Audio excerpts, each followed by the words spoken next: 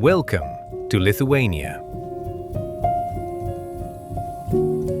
Dense forests, silent lakes, and countless stories.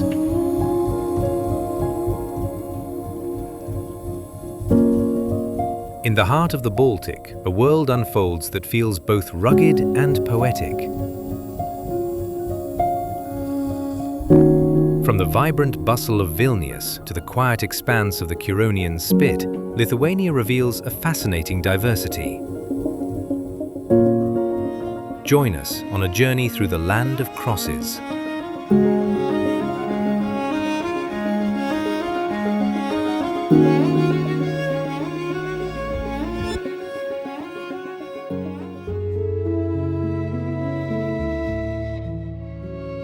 Hard to believe today, but Lithuania was the largest country in Europe during the Middle Ages.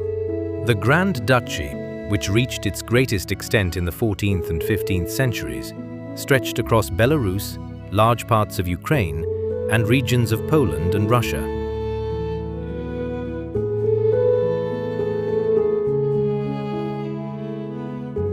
It was also the last pagan country in Europe. Christianization did not take place until the 14th century.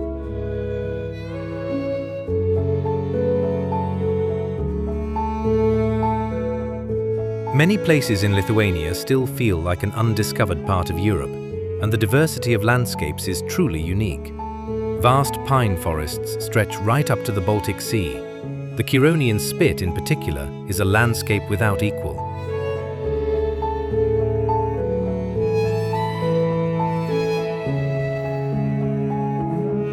Lithuania's past is palpable through its townscapes, telling stories of different eras.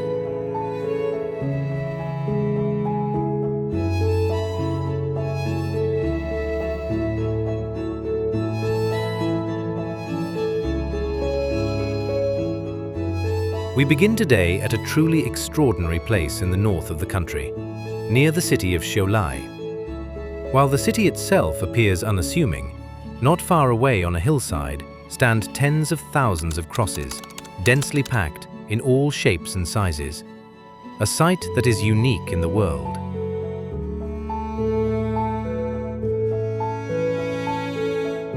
The origins of the Hill of Crosses likely date back to the 19th century, when, following uprisings against the Russian Empire, relatives of victims began placing crosses here. They served as symbols of remembrance, resistance, and faith. During the Soviet era, the site was destroyed several times. Crosses were removed and the ground was leveled. But people kept returning and erecting new crosses, and so the Hill of Crosses became a quiet symbol of endurance and identity.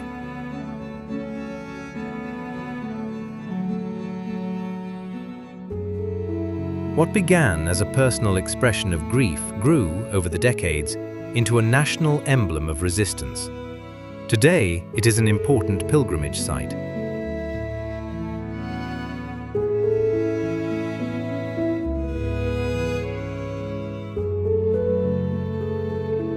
Visitors from around the world come here to leave their own crosses, as signs of hope, remembrance, or faith.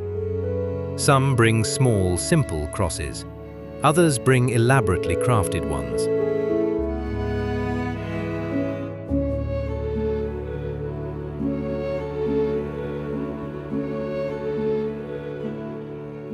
At the same time, the site strikes many visitors as unusual, almost eerie. The sheer number of crosses, the creaking of wood in the wind, and the dense arrangement create a unique atmosphere. For some, it is a quiet, spiritual place. For others, an overwhelming, unsettling sight.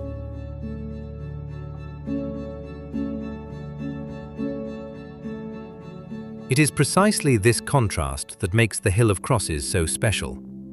Somewhere between history and the present, between personal meaning and collective memory.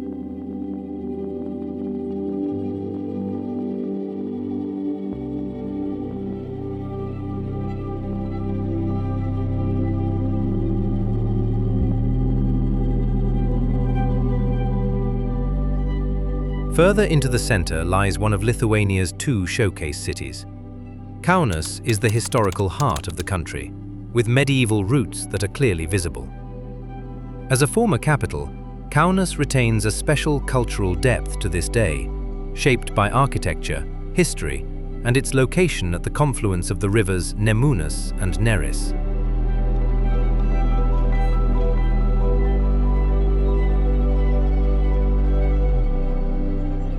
As one of the oldest cities in the country, it developed over centuries into an important center of trade and culture.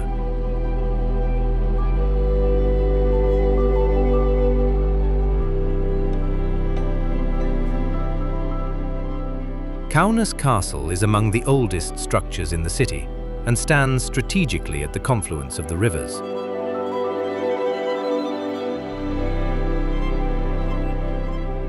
It was built in the 14th century and played an important role in defense against attacks by the Teutonic Order. Particularly well known is the Siege of 1362, during which the castle was destroyed.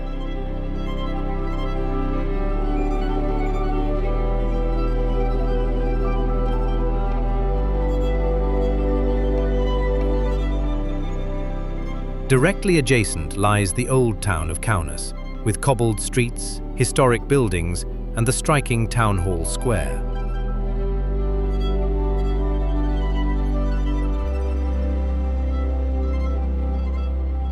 Unlike the old towns of the three Baltic capitals, it is considerably quieter and less crowded.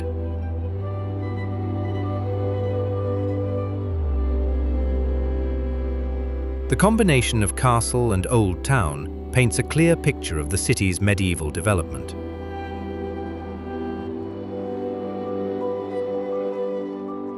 In the new town of Kaunas stands the Church of St. Michael the Archangel, also known as the Garrison Church. It was built during the period of Russian rule and differs markedly from the architectural style typically found in the region. The church represents a phase of history when Lithuania was under foreign control and reflects the various influences that have shaped the city.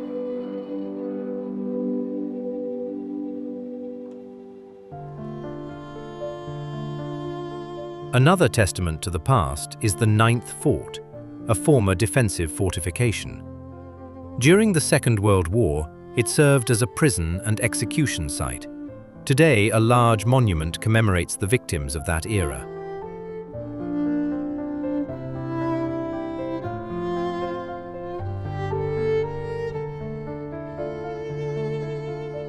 A short distance outside Kaunas, the Pažaislis monastery sits in a peaceful, natural setting near a lake.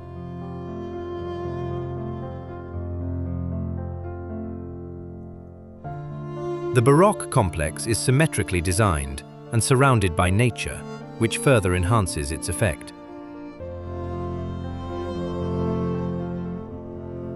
Beyond its architectural significance, the monastery also serves as a cultural events venue today.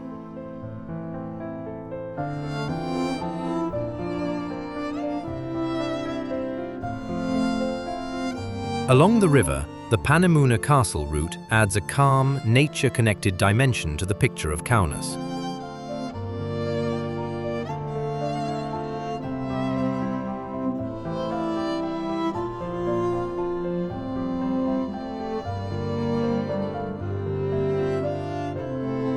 Before we travel to the capital, two places in the central south stand out in particular. Set on a bend of the Nemunas River lies Birštonas, a well-known spa town in the region. The town is surrounded by forests and open landscapes that create a calm and relaxed atmosphere.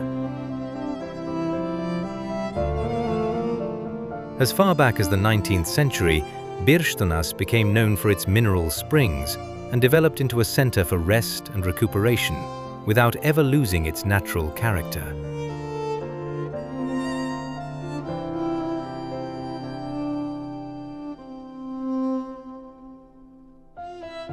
Not far from the present-day capital lies Kernavė, Lithuania's first capital.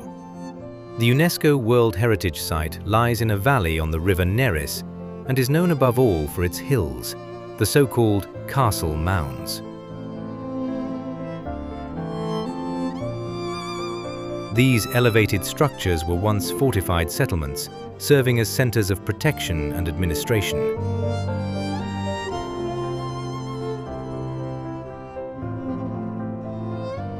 Today, the structures are visible only as grass-covered mounds, yet it is precisely this that gives the place its special quality. A quiet, almost understated landscape with great historical significance.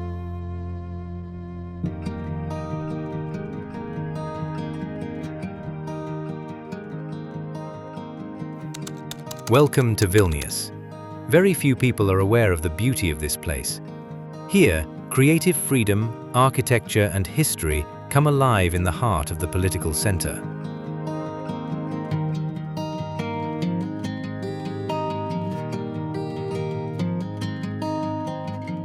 Vilnius was founded in the Middle Ages and developed into an important crossroads between East and West. Its diversity is visible at every corner.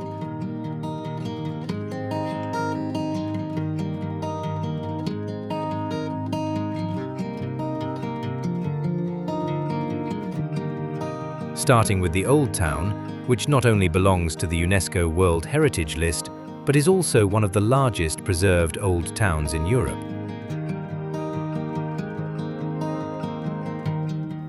Cobbled lanes, historic buildings, and squares shape the scene and convey the long history of the city.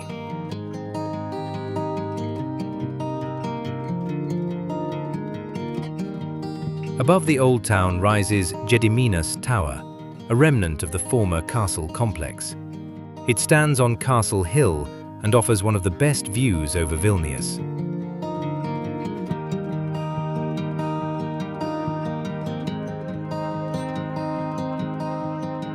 Together, the Old Town and the castle form the historic center of the city and trace the development of Vilnius from a medieval ducal seat to the modern capital.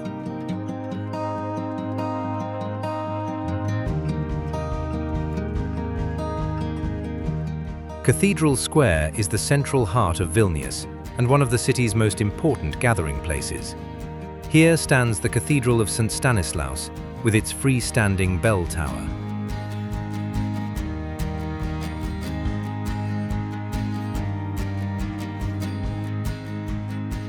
In the surrounding area also lie key government buildings, which underscore the political significance of this zone. The square has an open design and serves as both a historic and a modern focal point.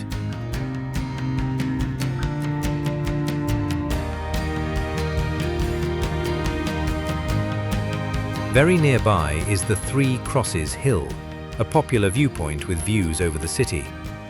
The white crosses on the hill are a historic symbol, commemorating Franciscan monks who came to Vilnius in the 14th century and were killed by pagan inhabitants.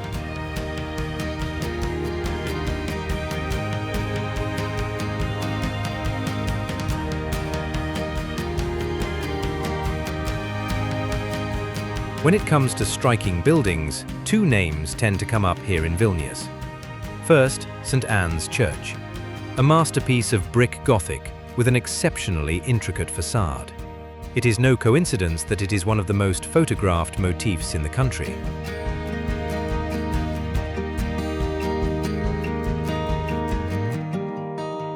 Napoleon Bonaparte once said he would have liked to carry it back to Paris.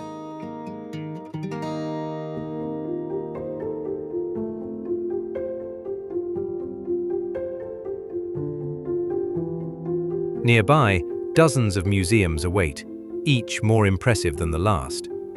The Palace of the Grand Dukes of Lithuania tells the story of the country through fully reconstructed staterooms, halls, and archaeological finds.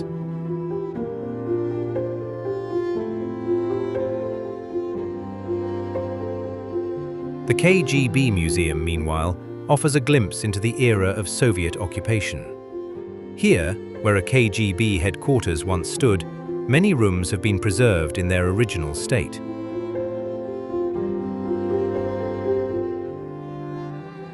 These places bring together art and history and illuminate the different eras that have shaped Vilnius.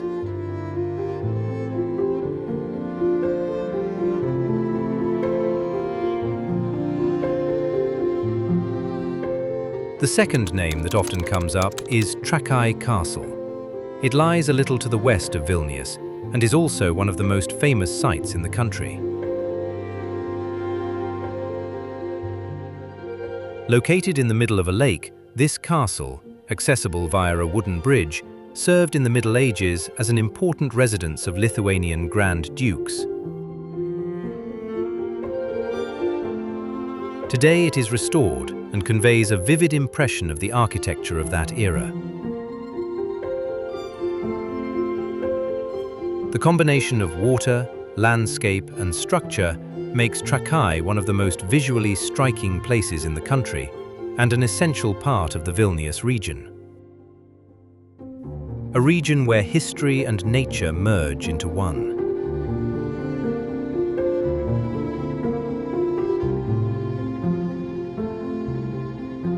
To the east of Vilnius, another side of the country reveals itself, one that could hardly be more unspoiled. Aukštaitija National Park is known above all for its dense forests and a multitude of lakes. Small villages and traditional ways of life are still present here, offering glimpses into rural Lithuania.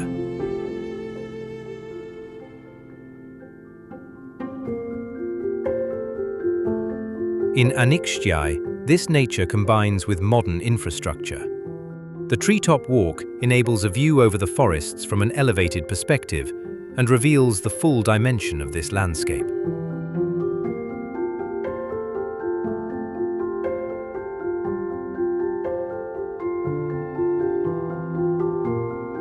Further north lies Zarasai, a region particularly known for its expansive lakes. Water surfaces, forests, and open horizons define the scene, and once again reveal the nature-connected, authentic soul of Lithuania.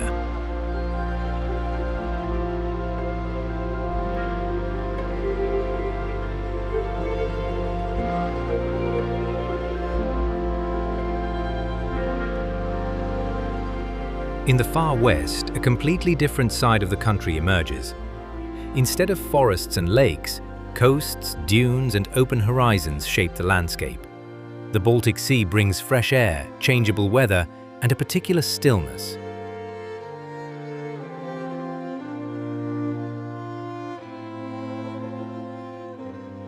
The Curonian Spit is a narrow peninsula between the Baltic Sea and the lagoon, and is one of the most impressive landscapes in Europe. The region is known for its towering, wandering dunes, which constantly shift and reshape the landscape.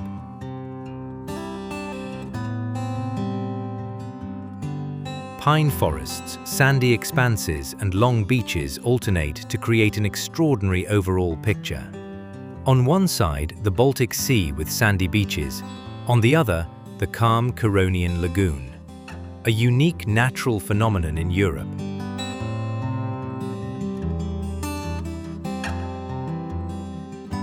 The Spit is a UNESCO World Heritage Site and showcases a rare combination of forest and sand.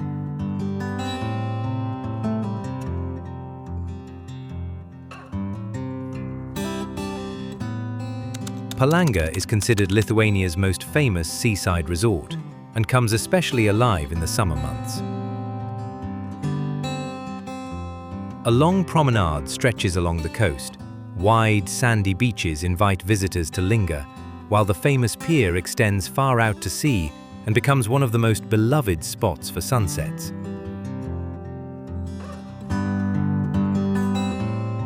Activities here range from water parks and climbing parks to endless forests perfect for walks.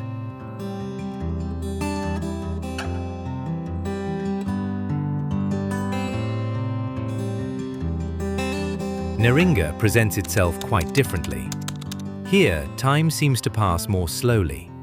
Small, peaceful coastal villages such as Pervalka blend harmoniously into the landscape of dunes, forests, and water.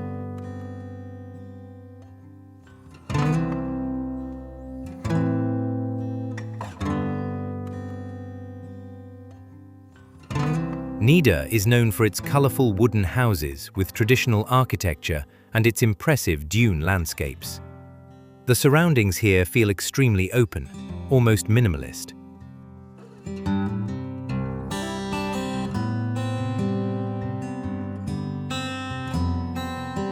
Jordkrante too is characterized by forests and cultural elements. All of these places show the Spit from its tranquil side. Together, these two faces reflect the diversity of the Lithuanian Baltic coast, from lively and vibrant to calm and unspoiled.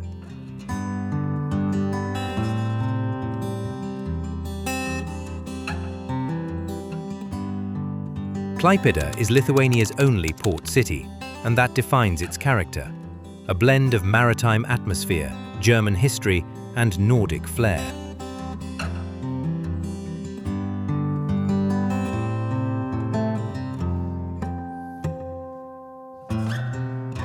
The city has a long history, strongly shaped by various cultural influences.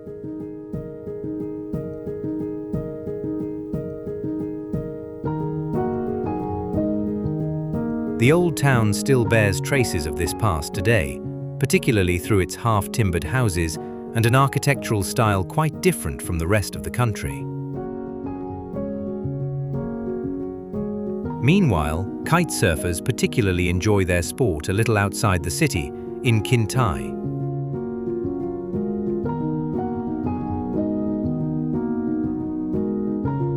Urban life and maritime charm combine here to form the perfect transition between inland and coast, and round off our video about the land of forests and lakes perfectly.